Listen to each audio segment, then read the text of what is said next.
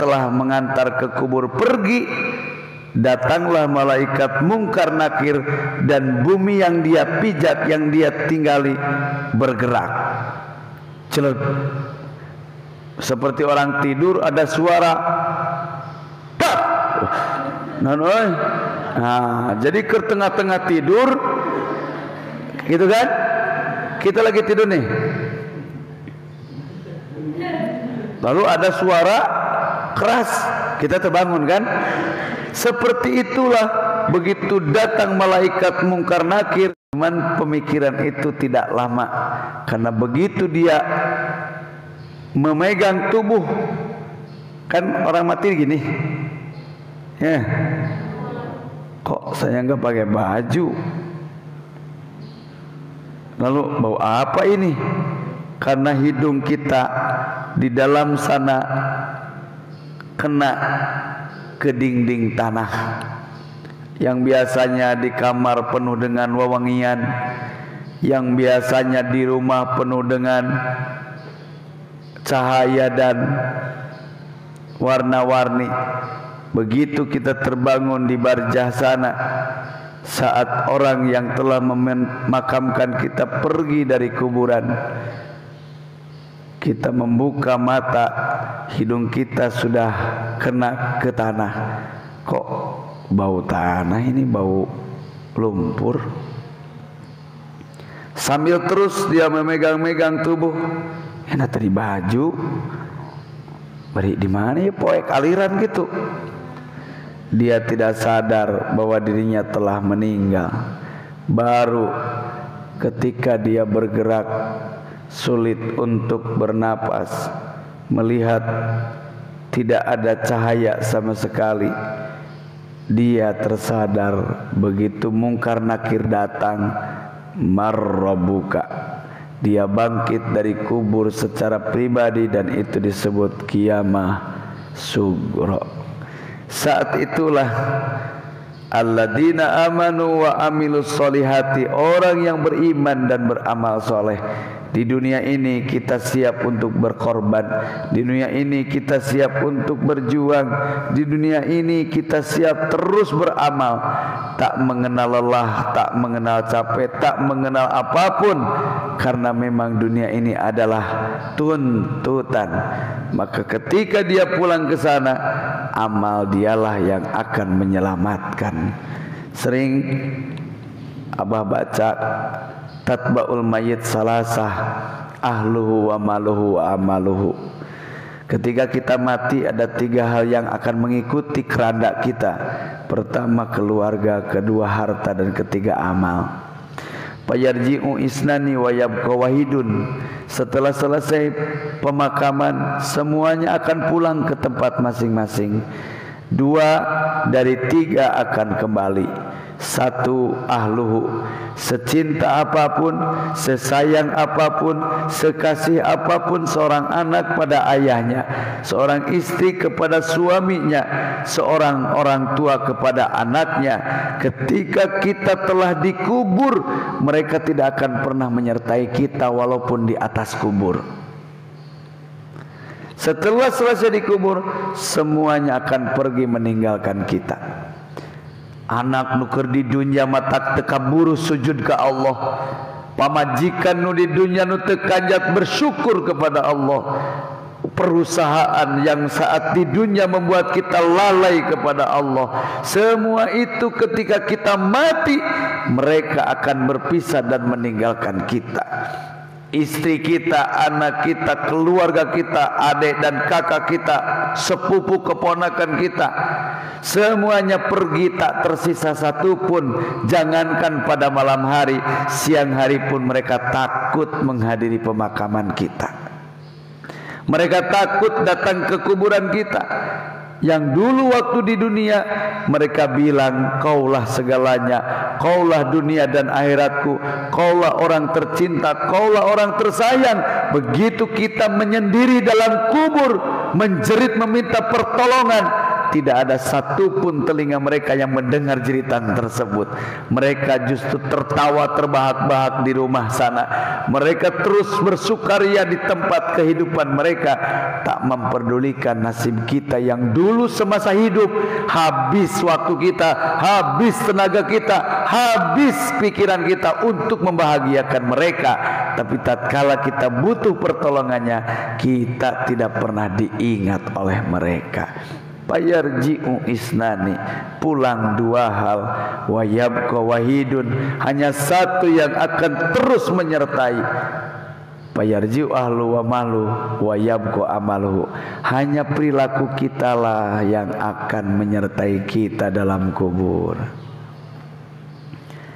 Bila mana amalnya amal soleh, maka kita akan mendapat ghurafam minal jannah, riyadum raudatun min riyadil jannah. Akan kita temukan taman dari taman surganya Allah.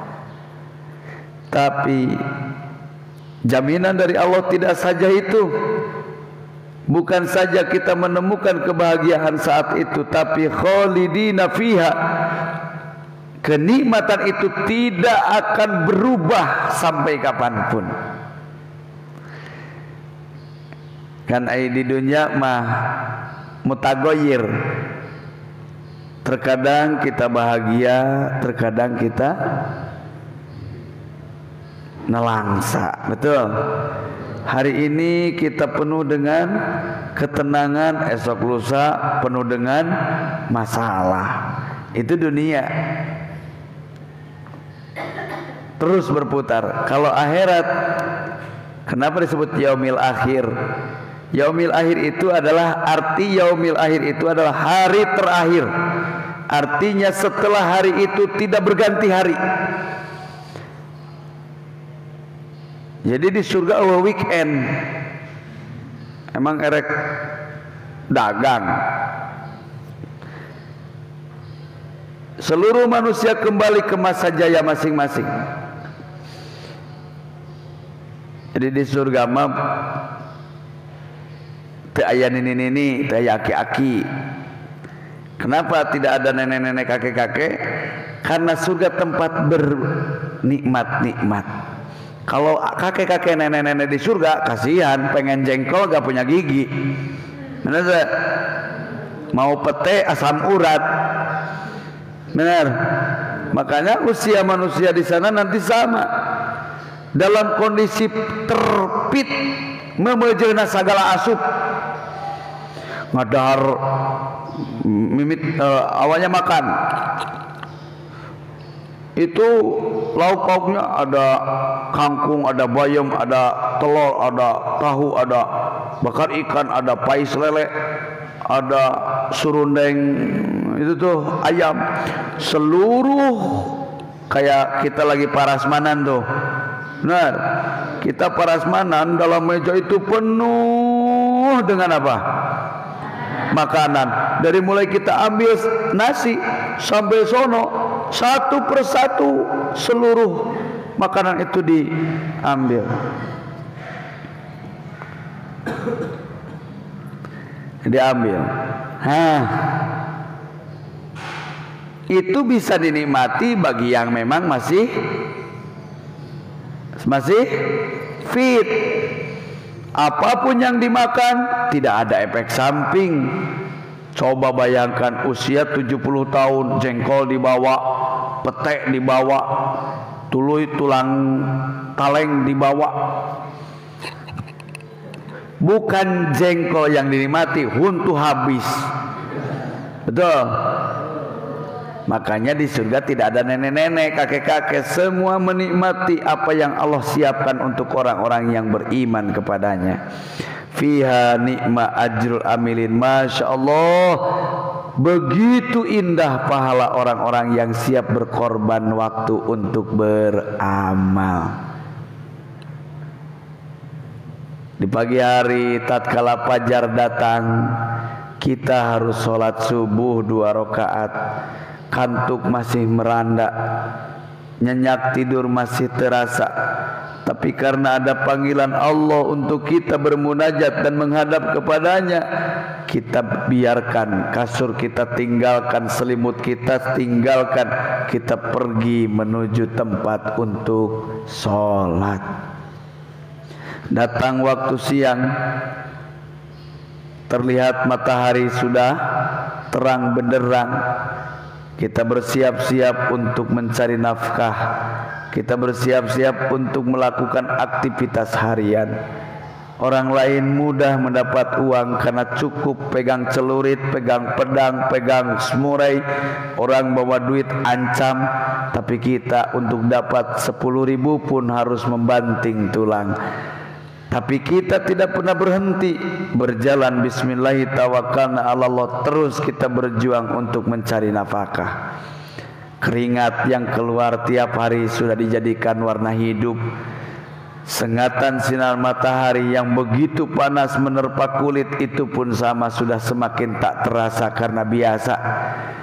Malam kita sulit untuk terpejam karena terlalu banyak pikiran, dan sulit untuk tertidur karena banyak kebutuhan, itu pun sudah pada biasa. Tapi saat itu terjadi, datang suara adzan zuhur, dia tinggalkan pekerjaan menghadap Allah penciptanya. Datang waktu salat asar, dia pun menghadap Allah penciptanya. Datang waktu salat maghrib, tidak karena dia bermain-bermain, masih ada kesempatan, tapi salat maghrib tidak bisa ditinggalkan. Dia pergi ke masjid berjamaah, dia pergi ke tempat untuk salat. Datang salat isya, begitu pula, sehingga waktu yang dia terima dalam kehidupan ini terus beraplus berganti untuk melakukan kebaikan.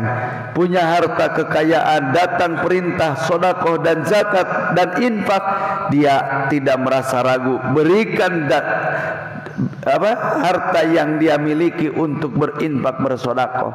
Ada bulan Ramadan, makanan banyak, diperintah kita berpuasa, kita bertahan dalam menahan lapar. Lalu ada uang, kita berangkat umroh dan haji. Semua itu kita lakukan bukan kita tidak butuh, bukan kita tidak capek, tapi ingat, uang ini jangankan ke akhirat, baru lewat negara pun uang ini sudah tidak berarti. Bibi, mamang, bila hidup kita bahagia dengan rupiah, ingat, Anda tersenyum hanya di Indonesia. Datanglah Anda ke Afrika, rupiah menjadi runtah. Datang Anda ke Saudi Arabia, rupiah hanya sebatas kertas, tidak berharga. Apalagi bawa rupiah ke alam barzah, memang ada tukang cilok di alam barzah. Di dunia sudah tak berharga. Kakarage mentas negara. Uang kita yang 100.000 di sini dapat orson, di sana dapat apa? Kalau kita ke Mekah Al-Mukarramah atau Madinah, beli air aqua di sana bukan 500, bukan 1.000. Beli aqua itu di sana sudah di atas 5.000. Bayangkan, beli bala-bala satu di sini 500 dapat, di sana 500 tidak jadi apapun. Jadi kalau kita akan berbangga diri lalu sombong kepada pencipta dunia ini dengan karena kita punya uang banyak, silakan bawa tuh uang ke kubur, nanti beri bagi-bagi sama malaikat Munkar Nakir. Emang mereka butuh pulsa? Emang mereka butuh biaya? Tidak. Kalau Anda sekarang bangga dan sombong karena punya jabatan, ingat, jadi RT sote di dia, jadi lurah sote di dia. Anda pergi lewat kampung, jabatan Anda sudah tak berharga. Anda pergi lewat kecamatan, jabatan Anda sudah tiada arti. Anda lewat pergi provinsi, walaupun di sini kau seorang camat, lewat provinsi, camat itu sudah tiada arti. Jadi gubernur lewat provinsi tidak ada arti. Oh, saya mau jadi presiden, soalnya di Indonesia. Dari di Malaysia malahin presiden, betul? Jadi kalau kita akan berbangga hati sombong kepada Allah hanya dengan pangkat yang kita miliki, pertanyaan, jangankan dengan malaikat yang berbeda alam, jangankan di barzah yang berbeda alam, masih di dunia beda tempat sudah tiada berharga. Betul? Sok ente pakai pakaian abri, ente pakai pakaian polisi, datang ke masjid sholat, emang jadi beda hargana? Hah? Beda enggak? Masya Allah. Kita sadari itu, maka kita beramal. Dan indahnya bonus dari Allah, nikma ajrul amilin, luar biasa pahala orang-orang yang beramal. Siapa mereka? Alladzina sabaru wa ala rabbihim yatawakkalun. Orang yang tetap bersabar, bersabar melaksanakan perintah, bersabar meninggalkan larangan, bersabar dalam berbagai ujian, dan dia kepada Allah bertawakal. Jadi jurusna bagi santri bil khusus, kalau sekarang kita ada panggilan ibadah lalu tidak punya uang, ingat dulu pun waktu saya 5 tahun tidak punya uang, gitu enggak? Ya.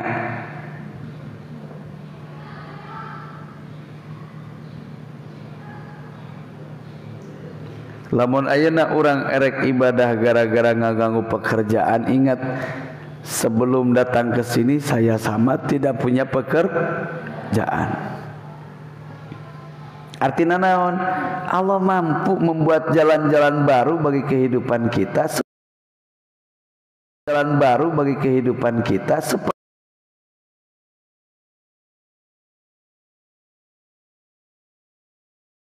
Mudah-mudahan kajian ini bermanfaat, khusus bagi saya sendiri, bagi para santri pada umumnya yang hadir di room ini.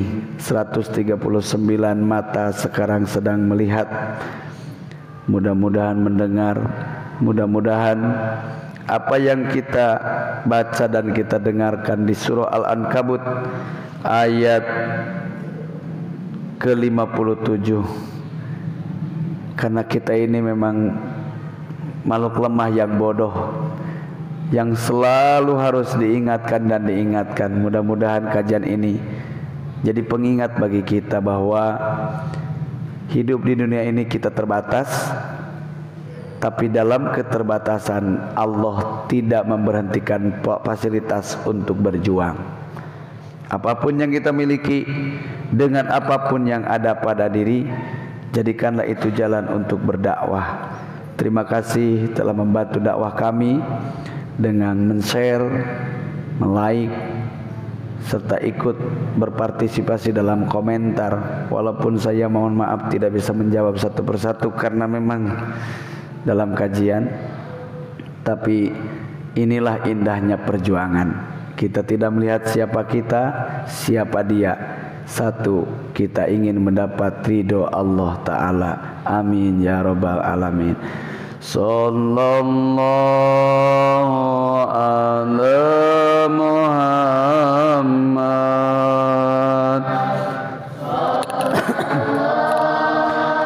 alaihi wasallam.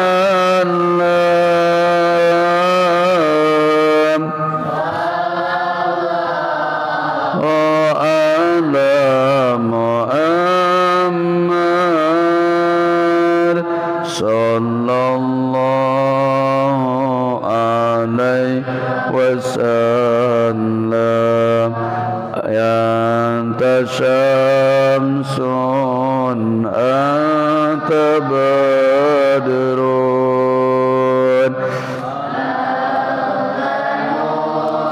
rafaqa nuri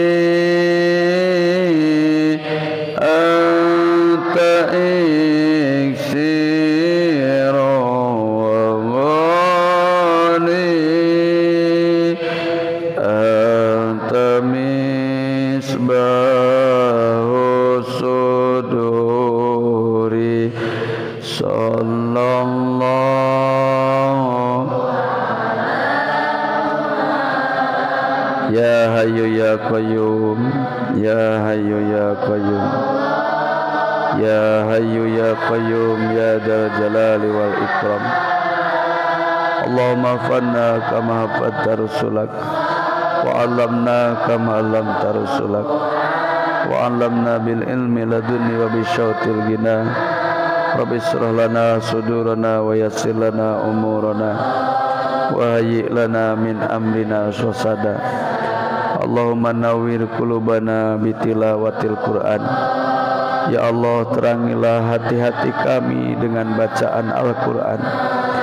Wa zayyin akhlaqana bi jahil Qur'an. Ya Allah, hiasilah budi pekerti kami dengan keagungan Al-Qur'an. Wa hasin a'malana bi dzikril Qur'an. Ya Allah, perbaikilah aktivitas kami, perbaikilah pekerjaan kami, sempurnakanlah amal kami dengan mengingat Al-Qur'an. Wa bayyid wujuhana bi barakatil Qur'an. Ya Allah, bersihkanlah wajah-wajah kami dengan berkah Al-Qur'an. Wa nawwir abdanana binuril Qur'an.